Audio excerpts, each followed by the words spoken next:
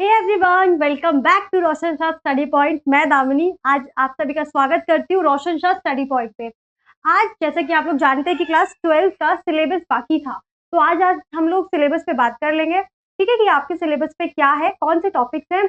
और जैसे कि आप लोग जानते हैं कि हम लोग ने जब क्लास 12 की 11 की बात की थी, तो 11 के सिलेबस में हम लोगों ने समझा था कि कौन-कौन से टॉपिक्स हैं और कितने मार्क्स की आपकी थ्योरी है, प्रैक्टिकल है, इन सभी बातों पे हमने अच्छे से विचार किया था। तो अब बारी है क्लास 12 के सिलेबस की। क्लास 12 के सिलेबस को एक बार अच्छे से जान लेते हैं कि आपके सिलेबस में क्या है, ठीक है? क्योंकि सिलेबस का जानना किसी भी विषय को पढ़ने के लिए बहुत ज़रूरी होता है। उससे हमें ये पता चलता है कि हमें क्या पढ़ना है, क्योंकि आप लोग अगर आप अपनी बुक को देखेंगे क्लास 12 की जो बुक है फाइन आर्ट की, उसपे बहुत सारे टॉपिक्स दिए हुए हैं। इवन वो पूरी की पूरी बुक आप देखोगे तो आपको लगेगा कि यार 30 मार्क्स में क्या हमें इतनी मोटी बुक पढ़नी पड़ेगी? तो इस तरीके से अगर आपको आपके दिमाग में थॉट आ रहा होगा, लेकिन उसमें भी आपके कुछ सिलेक्टेड टॉपिक ही है जो आपको पढ़ने हैं।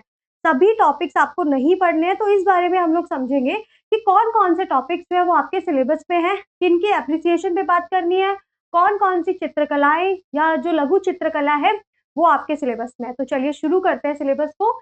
एक बार ये क्लास 11 का सिलेबस था जिस पे हम बात कर चुके थे। अब हम बात करेंगे क्लास 12 के सिलेबस पर, ठीक है?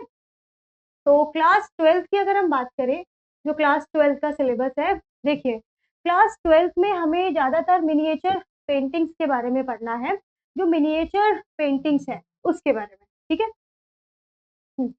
सबसे पहले तो हम बात कर रहे हैं यहाँ पे पेंटिंग की, ठीक है? पेंटिंग की जो थ्योरी है, आप लोग जानते हैं कि आपका जो पेपर होता है वो 2 पार्ट में डिवाइड होता है। एक होता है थ्योरी में और दूसरा है आपका प्रैक्टिकल, ठीक है? तो प्रैक्टिकल की जब हम बात करते हैं, वो प्रैक्टिकल है आपका 70 मार्क्स का और थ्योरी है आपकी 30 मार्क्स की। 30 मार्क्स की थ्योरी है, यानी कि थ्योरी ज़्यादा वेटेज नहीं रखती है, सिर्फ 30 मार्क्स कैरी करती है और आपका जो प्रैक्टिकल है वो 70 मार्क्स का है। पहली बात ये। दूसरी बात कि जो पेंटिंग का सिलेबस है प्लस जो कमर्शियल आर्ट का सिलेबस है, जो ग्राफिक का सिलेबस है और जो स्कल्पचर उनका जो थ्योरी का सिलेबस है, वो सिलेबस एकदम सेम है, ठीक है? थ्योरी का सिलेबस और मतलब जो थ्योरी का सिलेबस है, वो चारों सब्जेक्ट्स का सेम है, यानी कि जिन बच्चों ने भी ग्राफिक ली हुई है, किसी ने कमर्शियल आर्ट ली है या फिर किसी ने स्कल्पचर या पेंटिंग ऑप्ट किया है, अलग-अलग सब्जेक्ट ऑप्ट किए होंगे, उन सभी को थ्योरी में सेम सिलेबस पढ़ना है, ठीक है? जो कि दिया हुआ है। तो आप लोग इस चीज़ के लिए बिल्कुल फ़िक्र मत कीजिए कि आप लोग का ये थ्योरी का सिलेबस है, वो हिंदी मीडियम में अभी तक अवेलेबल नहीं था, तो आज हम लोग शुरू कर रहे हैं अपने हिंदी सीरीज़ की, जिसमें हम अपनी जो सिलेबस है, क्लास 11 के, क्लास 12 के ग्राफिक, पेंटिंग, स्कल्पचर और कमर्शियल आर्ट के सिलेबस को बेहतरीन तरीके से कवर करेंगे, ठीक है? ताकि आपके 30 मार्क्स मैंने आपको लास्ट टाइम भी कहा था कि आपका जो 30 मार्क्स का थ्योरी है, आप लोग मेरे साथ पढ़ेंगे तो आपके 28 टू 20 मार्क्स आपके जो 28 टू 20 मार्क्स का जो सिलेबस होगा, जो भी आपके बुक्स में है वो आपके फिंगर्स पे होंगे। यानी कि आपको बहुत अच्छे से वो हो जाएँगे, साथ ही मैं आपको नोट्स भी प्रोवाइड कराऊँगी, आप लोग स्क्रीनशॉट ले सकते हैं, नोट्स की पीडीएफ भी डाउनलोड कर सकते हैं, जैसे भी आप कंफर्टेबल हो। ताकि आप लोग इस सब्जेक्ट को इतने अच्छे तरीके से पढ़ें कि जब आप इस एग्ज़ाम को दें, जब भी आपका एग्ज़ाम हो, तो आपको इस बारे में तो कोई भी चिंता ना हो, बस प्रैक्टिकल के विषय में आपको थोड़ा सोचना पड़े।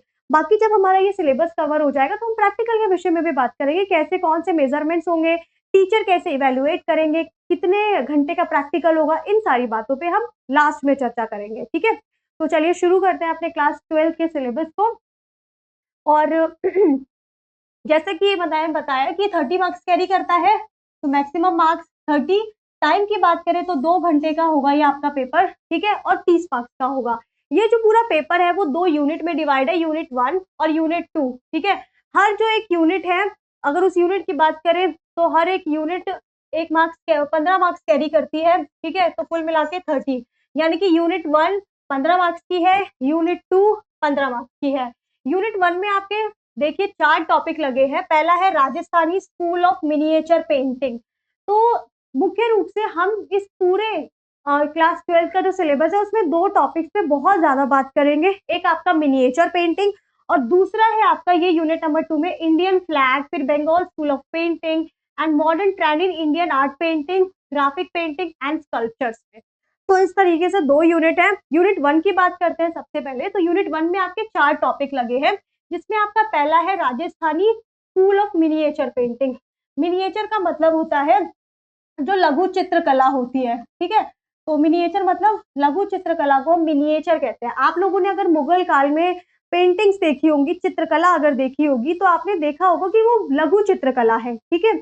उसके बाद आपका है पहाड़ी स्कूल ऑफ मिनिएचर पेंटिंग है, यानी कि जो पहाड़ी स्कूल ऑफ मिनिएचर पेंटिंग है, लघु चित्रकला का जो पहाड़ी स्कूल है। उसके बाद मुगल स्कूल, तो आप लोगों ने अपनी बुक्स पे, क्लास 12 पे, इंटरनेट पे ढेरों पिक्चर्स अवेलेबल है, आप जाके देख सकते हैं, वहाँ पे लघु चित्रकला के आपके एक से एक पिक्चर्स मिल जाएंगी। उसके बाद आप देखेंगे Deccan school of miniature painting, यानी कि अगर आप ओवरऑल देखें तो हम पूरे के पूरे यहाँ पे जो भारत है उसके इसको भी देख लेंगे, ठीक है। फिर यहाँ पे मुगल भारत की बात करेंगे तो मध्य भारत में हो जाएगा, उसके बाद दक्कन वाले में भी आ जाएंगे, और दक्कन के बाद आपका एक बच गया पहाड़िया स्कूल। तो 4 स्कूल, और ये है राजस्थानी।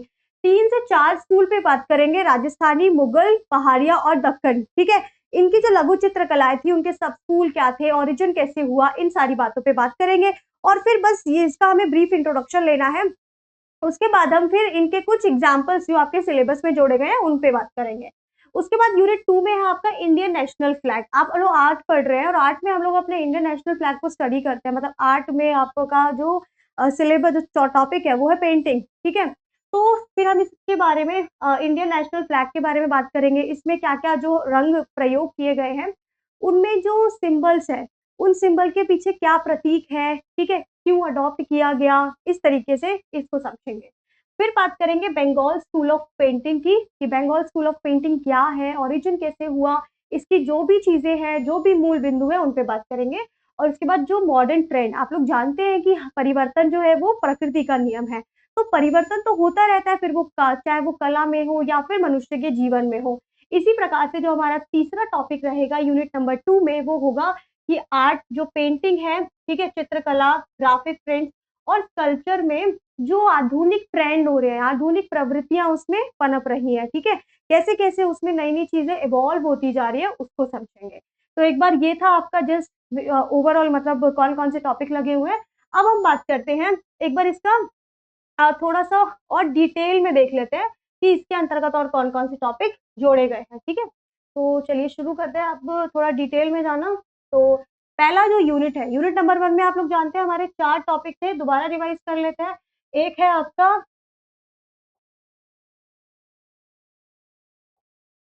ठीक है, एक है आपका राजस्थानी स्कूल, ठीक है, राजस्थानी लघु चित्रकला। उसके बाद दूसरा है आपका मुगल, ठीक है। उसके बाद है पहाड़िया, जो स्कूल है लघु चित्रकला का। फिर तीसरा है आपका दक्कन। तो ये 4 स्कूल हमें यूनिट नंबर 1 में पढ़ने हैं, ठीक है। ये किसमें पढ़ने हैं? यूनिट नंबर 1 में इनको हमें पढ़ना है। अब हम बात करते हैं एक बार यूनिट नंबर 1 में जो हमारे टॉपिक्स लगे हुए हैं उन पर। तो सबसे पहला जो टॉपिक है वो है मिनिएचर पेंटिंग। मिनिएचर पेंटिंग का मतलब होता है लघु चित्रकला, ठीक है। लघु मतलब जो जहाँ पे चित्र बहुत ज्यादा होते हैं, और जैसे कई सारे आप लोग मुगल पेंटिंग्स को देखेंगे तो आप देखेंगे कि वहाँ पे विषय बहुत ज्यादा है, और वो छोटे छोटे पत्रों पर जो पत्र हैं या फिर जो अलग अलग प्रकार के आधार होते थे उन पे बनाई जाती थी, ठीक है। उसके बाद कब से देखनी है हमें, ये भी याद रखें आप लोग। तो हमें यहाँ पे देखनी है 6th सेंचुरी एडी से लेकर 19वीं शताब्दी तक, ठीक है। यानी कि हमें 16वीं शताब्दी से लेकर 19वीं शताब्दी तक जो लघु चित्रकला थी उसके बारे में बात करनी है। ये बात याद रखिए, क्यों बोला कि क्यों बोली गई है ये बात, ताकि चित्रकला उससे पहले भी विद्यमान थी। आप लोग देखोगे जैन है, उसके बाद आप देखोगे पश्चिमी जो चित्रकला है वो बहुत पहले की है, ठीक है। तो यहाँ पे मुख्य रूप से अब अगर आप देखोगे 16th सेंचुरी, यानी कि मुगल चित्रकला के बारे में हम बेसिकली इस दौरान हम ज्यादातर उस पर हमारा फोकस रहेगा। तो इस समय कौन कौन सी चित्रकला की शैली डेवलप हुई उस पर बात करेंगे।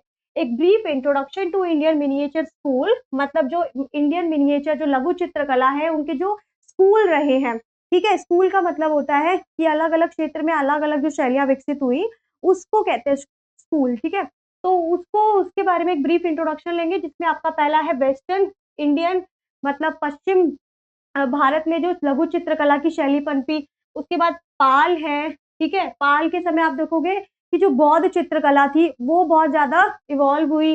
राजस्थानी है, पहाड़ी है, मुगल है और डेक्कन है, ठीक है।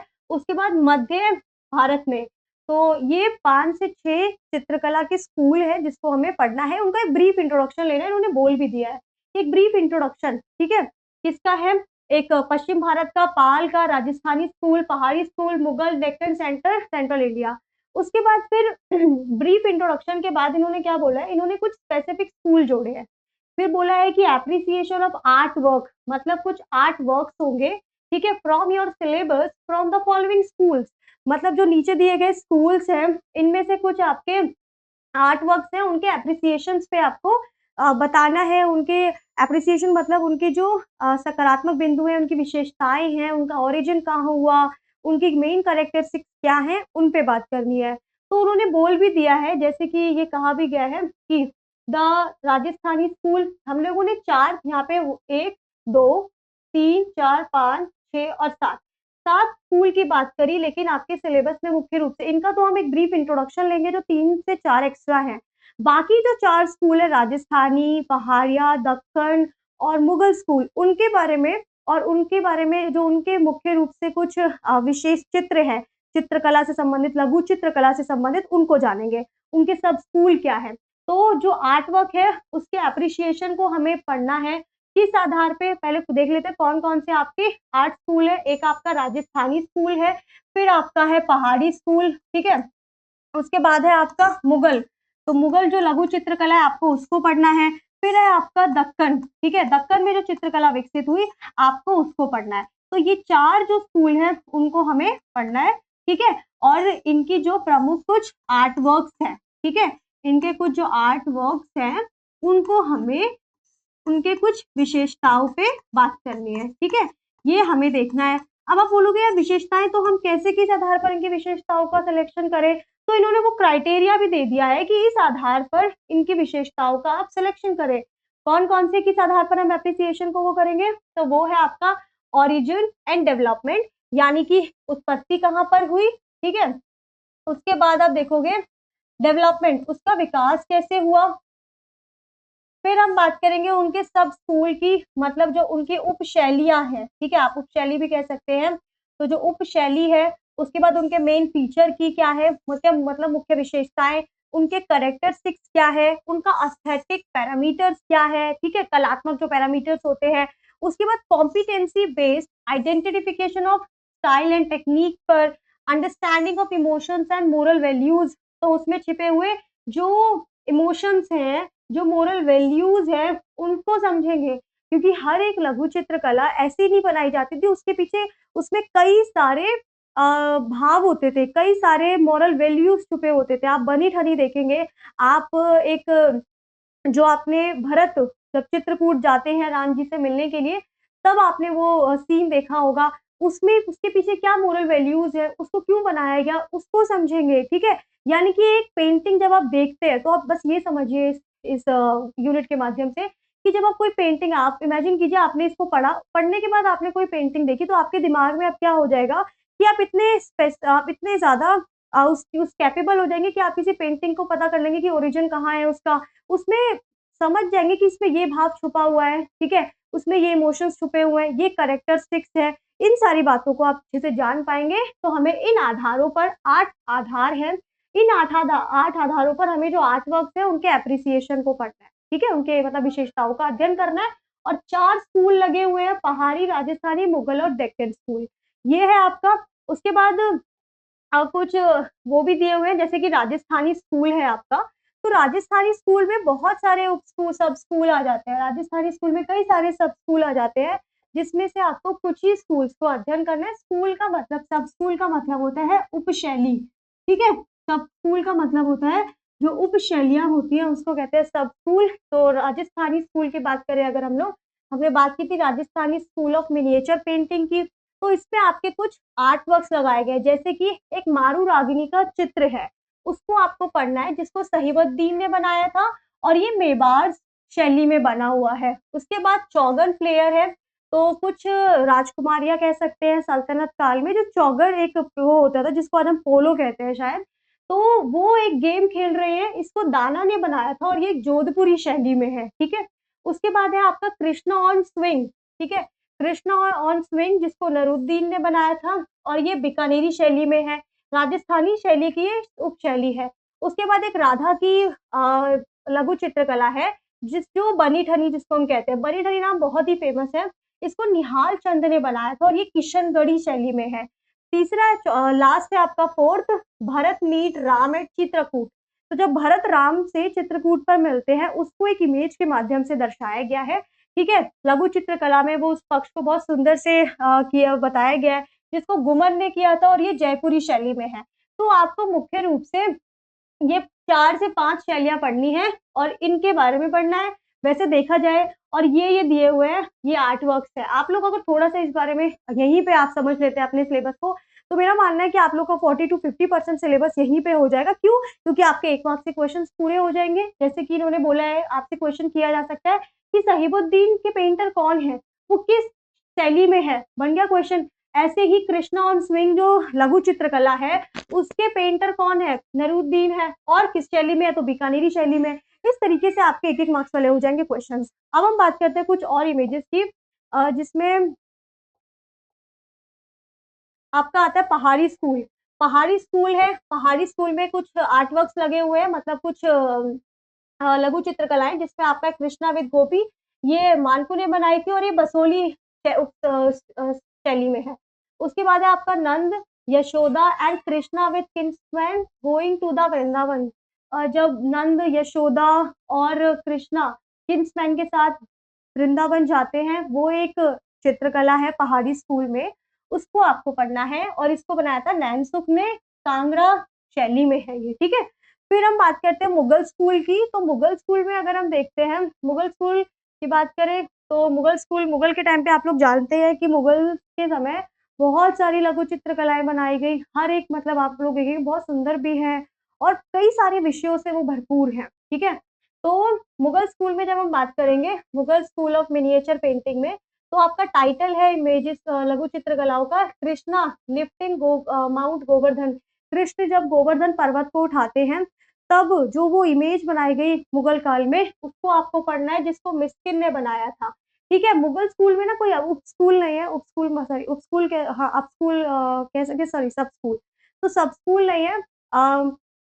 ठीक है? उसके बाद फ़ैल्कन ऑन द बर्ड रेस्ट, जिसको उस्ताद मंसूर ने बनाया था। एक कबीरदास और रैदास है, जिसको उस्ताद ये जो फ़खरुल्लाह खान फेवरो ने बनाया है। उसके बाद marriage procession of Dara Shikoh. तो दारा शिकोह का ना मैरिज प्रोसेशन का एक लघु चित्र है, जिसको जो हाजी मदानी है, उन्होंने बनाया था, हाजी मादनी ने बनाया था ये। तो आपको ये 4 पढ़ने हैं। कृष्ण जब गोवर्धन पर्वत को उठाते हैं, falcon on a bird rest, Kabir and Raidas, marriage procession of Dara Shikoh, ठीक है? किस-किस ने बनाया था? पेंटर कौन है? मिस्किन है। उसके बाद फ़ैल्कन ऑन अ बर्ड, ये उस्ताद मंसूर है। कबीरदार और रैदास की बात करें, तो उस्ताद फ़खरुल्लाह खान है। उसके बाद मैरिज प्रोसेशन ऑफ दारा, तो ये है हाजी मादनी। तो इस तरीके से 4 आपके आर्ट वर्क्स लगे हुए हैं, इसको आपको पढ़ना है, ठीक है? ज़्यादा कुछ नहीं देखना इस आर्ट वर्क में हमने, ठीक है? उसके बाद दक्कन स्कूल में आपके ज़्यादा नहीं लगे। दक्कन स्कूल में आपका सबसे पहले तो हज़रत निज़ामुद्दीन औलिया एंड अमीर खुसरो का एक टाइटल है, उससे रिलेटेड एक इमेज है, वो पढ़नी है। इमेज मतलब लघु चित्रकला है, उसको आपको देखना है, ठीक है? उसके एप्रिसिएशन को, वही हमने बात की थी ना, 8 बेसिस लिए थे, ओरिजिन, डेवलपमेंट, उसके फिर मेन जो फीचर्स हैं, देन कैरेक्टरिस्टिक्स, उसमें छुपे हुए इमोशंस और जो एथिकल वैल्यूज़ हैं, मॉरल वैल्यूज़ है, उनको पढ़ना है। तो इस आधार पे हमें इसको समझना है, जिसमें कौ सबसे पहला है हमारा हज़रत निज़ामुद्दीन औलिया एंड अमीर खुसरो। आप लोग जानते हैं हज़रत निज़ामुद्दीन औलिया, अमीर खुसरो कितने ज़्यादा फ़ेमस, और हज़रत निज़ामुद्दीन औलिया तो एक सूफ़ी संत भी रहे हैं, ठीक है? उनकी एक लघु चित्रकला है, जो कि दक्कन शैली में है। इसके जो पेंटर है, वो अननोन है, किसने इन्हें बनाया, लेकिन ये कौन-सी है, ये जो हैदराबाद उपशैली है दक्कन की, उसमें बना हुआ है। तो दक्कन का मतलब जो दक्षिण भारत में डेवलप हुई, ठीक है? दक्षिण भारत में जो शैली डेवलप हुई, वो थी आपकी दक्कन शैली, ठीक है? इसमें भी इसके कई सब स्कूल हैं। आपका एक है ये हैदराबाद, दूसरा है आपका गोलकुंडा, ठीक है? तो हज़रत निज़ामुद्दीन औलिया एंड अमीर खुसरो की पहला टाइटल है, सेकंड चाँद बीबी प्लेइंग पोलो। तो चाँद बीबी का एक वो है लघु चित्रकला, ठीक है? जो दक्कन शैली में ही है। और उस शैली में वो क्या, मतलब उसमें वो पोलो खेल रही है, जिसको चौगन कहते हैं। तो वो है चांद बीबी प्लेइंग पोलो, इसके पेंटर अननोन है और ये गोलकुंडा शैली में है, जो वही सब school of Deccan miniature painting. उसके बाद बात कर रहे हैं, हमारा यूनिट नंबर 1 कंप्लीट हो चुका है। अब बात करते हैं यूनिट नंबर 2 की। यूनिट नंबर 1 में फिर भी रिपीट कर देती हूँ एक बार। यूनिट नंबर 1 में आप लोगों को बात करनी है सबसे पहले 16वीं शताब्दी से लेकर 9वीं 19वीं शताब्दी तक के जो 16वीं शताब्दी से लेकर 19वीं शताब्दी तक के जो मिनिएचर पेंटिंग्स है। ब्रीफ इंट्रोडक्शन लेंगे सभी जितने भी मिनिएचर पेंटिंग स्कूल थे, वेस्टर्न मतलब पश्चिमी भारत, पाल, उसके बाद राजस्थानी, पहाड़ी, Mughal, Deccan and central India. और मेन इनके कुछ एप्रीशिएट से आप लोगों ने अभी नीचे एग्जाम्पल्स देखे ना, जिसको आपको पढ़ना है अच्छे से, ठीक है। तो वो 4 स्कूलों से आते हैं। पहला है राजस्थानी, पहाड़ी, मुगल एंड दक्कन। किस बेस पे आप उनके करेक्टरिस्टिक्स को डिसाइड करेंगे? तो वो है इस बेस पर ओरिजिन, सब स्कूल, ठीक है। उसके बाद मेन फीचर क्या है, करेक्टरिस्टिक्स क्या है, एस्थेटिक पैरामीटर्स क्या है, competency based identification of style and technique, understanding of emotions and moral values, और फिर रिस्पेक्ट ऑफ फॉर लाइफ। तो ये था यूनिट नंबर 1, जिसमें हमने देख भी लिया कि यूनिट नंबर 1 में राजस्थानी स्कूल है। तो राजस्थानी स्कूल से मारू रागनी है, चौगन प्लेयर्स है, कृष्णा ऑन स्विंग है, राधा, और उसके बाद भरत मिश्र एट चित्रकूट। तो ये आपके कुछ इमेजेस लगे हुए हैं जिसको आपको पढ़ना है। उसके बाद पहाड़ी स्कूल में कृष्णा विद गोपी, फिर नंद जो है, नंद, यशोदा और कृष्ण जब किंग्स के साथ वहां जाते हैं वृंदावन। तो ये नैन सुख ने बनाई थी, कांगड़ा शैली में है। मुगल की बात करें तो 4 है, जब कृष्ण गोवर्धन पर्वत को उठाते हैं। उसके बाद फेल्कन है, falcon on a bird rest, ठीक है। कबीर और रैदास का है, मैरिज प्रोसेसन ऑफ दारा शिको। ये आपको इमेज बहुत इजीली इंटरनेट पे मिल जाएगी। तो पढ़ने से पहले हम लोग क्या करेंगे, सारे इमेजेस को देख लेंगे एक बार, ठीक है, ताकि आपके दिमाग में कुछ-कुछ इमेजेस सेट हो जाए, थोड़ा-सा आपको पता हो कि ऐसे-ऐसे है।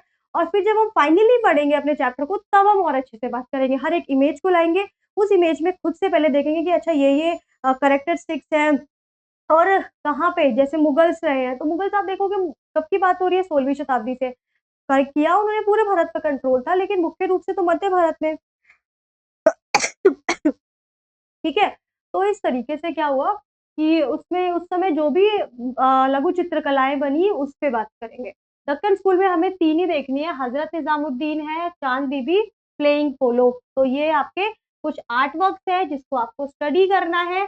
अब बात करते हैं यूनिट नंबर 2। यूनिट नंबर 2 की जब हम बात करें, तो यूनिट नंबर 2 आपने जाना था कि ये कितने मार्क्स की है? ये आपकी है 15 मार्क्स की, ठीक है? तो तब इसमें हम पढ़ेंगे Bengal school of painting, modern trend in Indian art about the beginning to mid of 20th century, ठीक है। तो कौन कौन से टॉपिक है? पहला टॉपिक है आपका बंगाल स्कूल ऑफ पेंटिंग, उसको समझेंगे। मॉडर्न कला में जो मूर्ति कला में, पेंटिंग में, ग्राफिक में जो क्या नए परिवर्तन हो रहे हैं, उनको समझेंगे। तो इसको कहा गया modern trend in Indian art में। फिर बात करेंगे हम टूवर्ड, उसके बाद इन्होंने कहा है कि about the beginning of mid of 20th century, 20वीं शताब्दी के मध्य से शुरू करके हमें इसको देखना है मॉडर्न ट्रेंड। उसके बाद contribution of Indian artist toward freedom movement, मतलब जो इंडियन आर्टिस्ट हैं उनका फ्रीडम मूवमेंट के प्रति क्या कंट्रीब्यूशन, क्या योगदान था, उसको समझेंगे। क्योंकि जो फ्रीडम कंट्रीब्यूशन था, सॉरी, जितने भी हमारे फ्रीडम मूवमेंट्स हुए, उसमें समाज के सभी वर्गों ने अपना-अपना कंट्रीब्यूशन दिया, फिर चाहे वो उद्योगपति थे या फिर वो वकील थे या फिर वो छात्र ही क्यों ना रहे हों। लेकिन इन सभी की जब हम बात करते हैं, तो हम कहीं न कहीं अपने जो कला के पक्ष को, ठीक है, जो हमारे कलाकार थे, उनको थोड़ा इग्नोर कर देते हैं। लेकिन इस टॉपिक में इसको समझेंगे कि कैसे जब इंडियन फ्रीडम मूवमेंट्स चल रहे थे, उस दौरान हमारे जो कलाकार थे, उन्होंने कैसे कंट्रीब्यूशन दिया, ठीक है? उसके बाद हम बात करेंगे रिवाइवल ऑफ इंडियन आर्ट, कि इंडियन आर्ट का कैसे रिवाइवल हुआ, पुनरुत्थान। उसके बाद Indian national flag, Indian national flag में आपने देखा होगा किसी भी देश का जो फ्लैग होता है, उसके अपने कुछ सिंबल होते हैं, ठीक है? उसमें बहुत सारी बातें छुपी होती है कि अगर व्हाइट है तो वो शांति का प्रतीक है। इस तरीके से आपको उसको समझना है। बस उसके कुछ-कुछ हमें इसको 10 से आई थिंक 10-11 बिंदुओं में इसको खत्म कर देंगे इस पूरे टॉपिक। तो किस फिर बात करेंगे हम लोग कुछ appreciation of art work from your syllabus based on their, मतलब जब आप आर्ट फाइन आर्ट पढ़ रहे हैं तो उसमें कुछ आपने आर्ट वर्क्स को नहीं पढ़ा, तो कहीं न कहीं हमारे सिलेबस को पढ़ना एक तरीके से अधूरा रहता है। तो इसीलिए आपके कुछ आर्ट वर्क्स लगाए गए हैं। उन आर्ट वर्क्स को क्या करना है आपके सिलेबस में, उनके जैसे कि बंगाल स्कूल ऑफ पेंटिंग है, तो ओरिजिन के आधार पे आपको देखना है उसका कि ओरिजिन कैसे हुआ, ऑरिजिन एंड डेवलपमेंट, उसके मेन फीचर्स क्या क्या है, करेक्टरिस्टिक्स क्या क्या है, एस्थेटिक पैरामीटर्स क्या क्या है, symbol and representation in art work, कि उस आर्ट वर्क में क्या रिप्रेजेंट किया गया है, क्या सिंबल्स हैं, सिंबल्स के माध्यम से। उसके बाद competency based identification of style and technique, understanding of emotions and moral values को समझेंगे, एंड रिस्पेक्ट फॉर लाइफ। मतलब कि अगर आप किसी में, अभी आप नीचे देखोगे भी कि जब एग्जाम्पल्स आएंगे तो हम उसको किस बेस पे उसका अध्ययन करेंगे, तो उसका हम अध्ययन करेंगे ओरिजिन डेवलपमेंट के आधार पर, मेन फीचर उसके पढ़ेंगे, करेक्टरिस्टिक्स क्या है, एस्थेटिक पैरामीटर्स क्या है, symbolic representation in art work, competency based identification के आधार पर हम क्या करना है, हमें जो कुछ आर्ट वर्क्स होंगे आपके, कुछ बहुत सारे बंगाल स्कूल ऑफ पेंटिंग के वो होंगे, तो उसमें से कुछ सेलेक्टिव ही आपको पढ़ना पड़ेगा, कुछ सेलेक्टिव के आपको एप्रिसिएशन को जानना है। इस आधार पर तो हम जब भी कोई ऐसा पढ़ेंगे तो हम उसको कैटेगराइज कर लेंगे कि ओरिजिन कहाँ पे हुआ, डेवलपमेंट कैसे हुआ, मेन फीचर क्या है उसके, उसकी करेक्टरिस्टिक्स क्या है, एस्थेटिक पैरामीटर्स क्या है, और उसमें जो सिंबॉलिक रिप्रेजेंटेशन है, ठीक है, वो क्या है, competency based identification of style and technique, फिर अंडरस्टैंडिंग इमोशंस को समझेंगे एंड मोरल वैल्यूज को, ठीक है, लास्ट में रिस्पेक्ट फॉर लाइफ। तो इन 8 आधारों पे हमें किसी भी आर्ट वर्क को एप्रिसिएशन को समझना है, ठीक है। अब हम बात करते हैं अगले टॉपिक की तरफ चलते हैं, जो है हमारा national flag, national flag of India. तो नेशनल फ्लैग ऑफ इंडिया में इन्होंने बता भी दिया कि आपको क्या पढ़ना है, तो इसमें हमको the symbolic significance of its form, तो इसका जो सिंबॉलिक सिग्निफिकेंस है उसको समझना है, ठीक है। तो जो उसका सिंबॉलिक यानी कि प्रतीकात्मक महत्व, ठीक है, इसके जो फॉर्म्स हैं, इसके जो कलर्स हैं, उनका क्या प्रतीकात्मक महत्व है उसको जानेंगे। और उसके बाद contribution of Indian artist in struggle for national freedom movement, इसी में हम लोग क्या समझ लेंगे कि जो इंडियन आर्टिस्ट रहे हैं उनका भारत की स्वतंत्रता जो संग्राम हुए, आंदोलन हुए, उसमें क्या योगदान है। फिर हम बात करेंगे, तो ए हो गया, बी में हमारा है बंगाल स्कूल ऑफ पेंटिंग। तो बंगाल स्कूल ऑफ पेंटिंग में हम बात करेंगे जर्नीज एंड, जिसके पेंटर थे अभिनंद्रनाथ टैगोर, ठीक है, अभिनंद्रनाथ टैगोर। उसके बाद है आपका एक शिव सती का एक पेंटिंग है, ठीक है, जो नंदलाल बोस ने बनाई थी।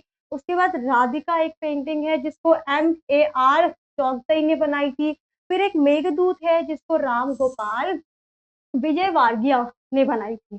तो ये आपके चार पे बंगाल स्कूल ऑफ पेंटिंग से चार पेंटर पेंटिंग्स हैं, जिसमें जर्नीज एंड है जिसको बनाया था अभिनेन्द्रनाथ टैगोर ने, फिर शिव सती है जिसको नंदलाल बोस ने बनाया था, राधिका है जिसको MAR चौगतई ने बनाया था, और मेघदूत को राम गोपाल विजय विजय वार्गिया ने बनाया था, ठीक है। तो उसके बाद बात करते हैं, इसमें 3 टॉपिक लगे हुए हैं आपके। अब टॉपिक नंबर सी को समझते हैं। सी में है modern trend in Indian art, ठीक है, मतलब जो भारतीय कला है, ठीक है, भारतीय कला में जो आधुनिक प्रवृत्तियां आ रही है, मतलब जो नए नए परिवर्तन हो रहे हैं उनको जानेंगे। इसमें हमें पढ़ना है appreciation of the following contemporary, ठीक है, इंडियन आर्ट, मतलब हमें जो निम्नलिखित नीचे दिए हुए जो कंटेम्प्रेरी इंडियन आर्ट है उनके एप्रिसिएशन को जानना है, जिसमें आपकी कुछ पेंटिंग्स लगी हुई है, जैसे कि Ram vanquishing the pride of the ocean, जब राम ओशन को शायद पार करते हैं, ये वो पेंटिंग है, उसको आपको स्टडी करना है, जिसको राजा रवि वर्मा ने बनाया था। उसके बाद हम बात करेंगे फिर नेक्स्ट की मदर एंड चाइल्ड, जिसको जेमिनी रॉय ने बनाया था। हल्दी ग्राइंडर्स हैं जिसको अमृता शेरगिल ने बनाया था। Mother Teresa, MF Hussain. उसके बाद ग्राफिक, जिन्होंने भी ग्राफिक वो किया हुआ है, ग्राफिक प्रिंट्स में आपको देखना है कौन कौन से। एक चिल्ड्रन की वो है जिसको सोमनाथ होर ने, एक देवी है जिसके जो पेंटर है वो है ज्योति भट्ट। फिर आपको जो बॉल्स होती है, ठीक है, तो ऑफ बॉल्स करके एक पेंटिंग है जिसको अनुपम सूद ने बनाया था। और मैन विमेन एंड ट्री, ये एक पेंटिंग है जिसको के लक्ष्मण गौड़ ने बनाया था, ठीक है। उसके बाद हम बात करते हैं कल्चर्स की। कल्चर का मतलब होता है मूर्ति कला, ठीक है।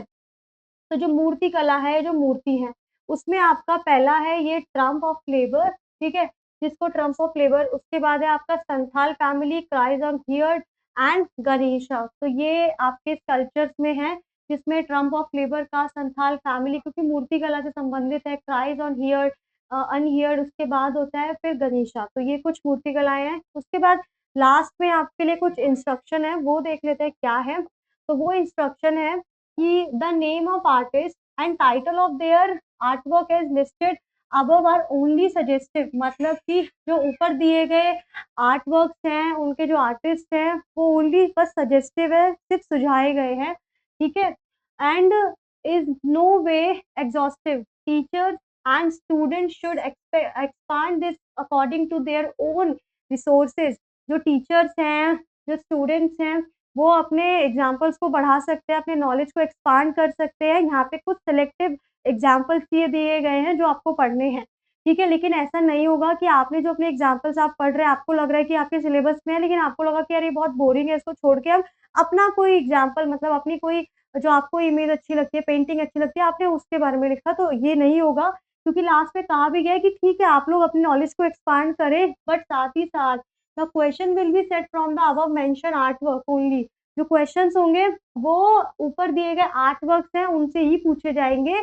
मतलब आप भले ही अपनी नॉलेज को कितना भी एक्सपांड कीजिए, आप अपने इंटरेस्ट के बेसिस पे आप कितना भी उसको स्टडी करें, बट क्वेश्चंस जो सिलेबस में है वही होगा। तो इन शॉर्ट अगर मैं बात करूँ तो सिंपली कहा गया है कि आपके जो सिलेबस में है, आप लोग अपनी नॉलेज को एक्सपांड कर सकते हैं, नो डाउट, लेकिन आपके जो सिलेबस में है आपको बस वही पढ़ना है। आपको अगर इंटरेस्ट है, ठीक है, अगर आपको अपनी नॉलेज पे वो करना है, तो आप क्या कर सकते हैं, आप कुछ अपनी मतलब इंटरेस्ट को एक्सपांड कर सकते हैं, ठीक है? और एग्ज़ाम्पल्स को कलेक्ट कर सकते हैं, उनके बारे में जानकारी एकत्रित कर सकते हैं, ठीक है?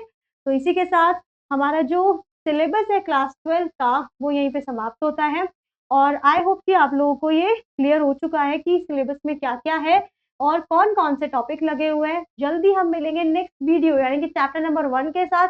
बहुत अच्छे से स्टडी करेंगे ताकि आप लोगों को बस चैप्टर के वो क्रक्स मिलेंगे और आप लोगों को आप देखते ही उन चैप्टर को समझ जाएँगे, जो भी उस पूरे टॉपिक में होगा। तो वो मेरी रिस्पॉन्सिबिलिटी है कि आपके दिमाग में वो जो चैप्टर को जो सेट करना है। तो बस आपको क्या करना है, आपको बस लास्ट तक मेरे साथ बने रहना है। तो मिलते हैं नेक्स्ट वीडियो में and thank you for watching.